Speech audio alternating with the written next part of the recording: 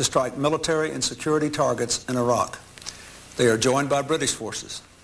Their mission is to attack Iraq's nuclear, chemical, and biological weapons programs and its military capacity to threaten its neighbors.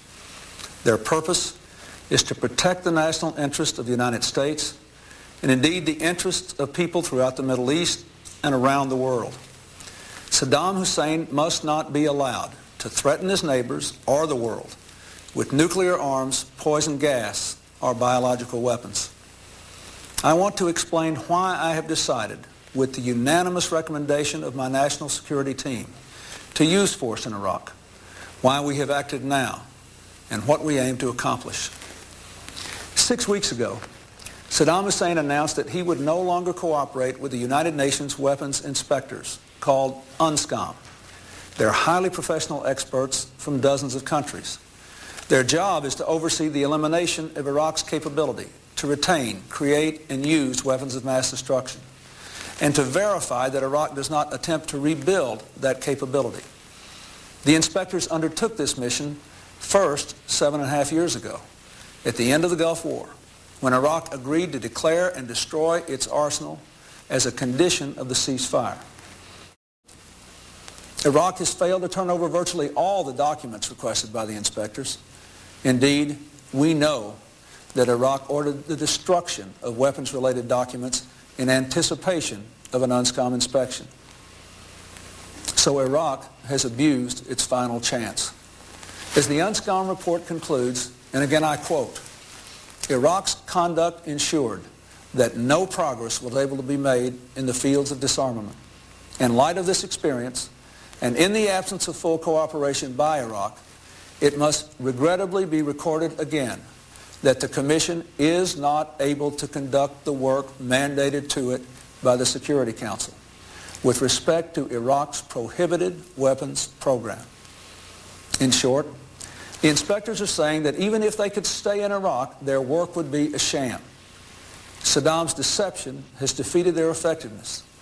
Instead of the inspectors disarming Saddam, Saddam has disarmed the inspectors. This situation presents a clear and present danger to the stability of the Persian Gulf and the safety of people everywhere. The international community gave Saddam one last chance to resume cooperation with the weapons inspectors.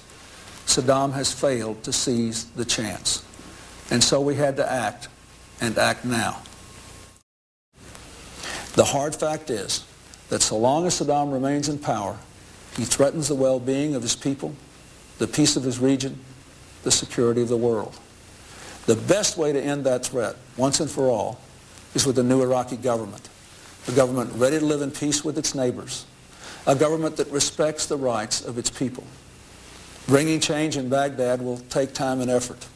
We will strengthen our engagement with the full range of Iraqi opposition forces and work with them effectively and prudently.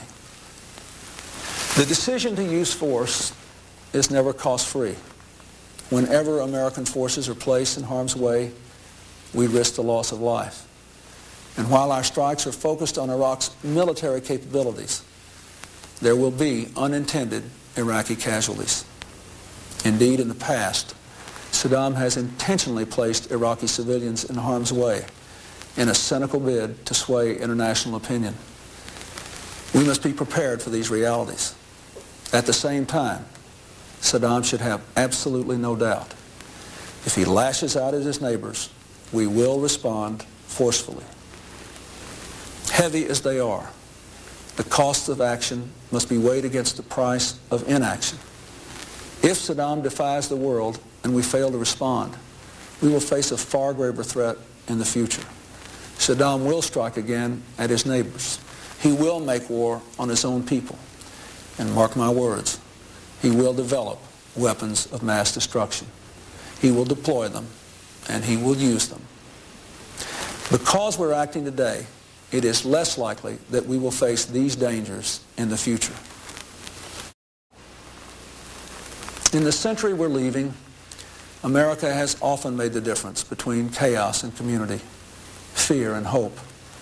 Now, in a new century, we'll have a remarkable opportunity to shape a future more peaceful than the past, but only if we stand strong against the enemies of peace.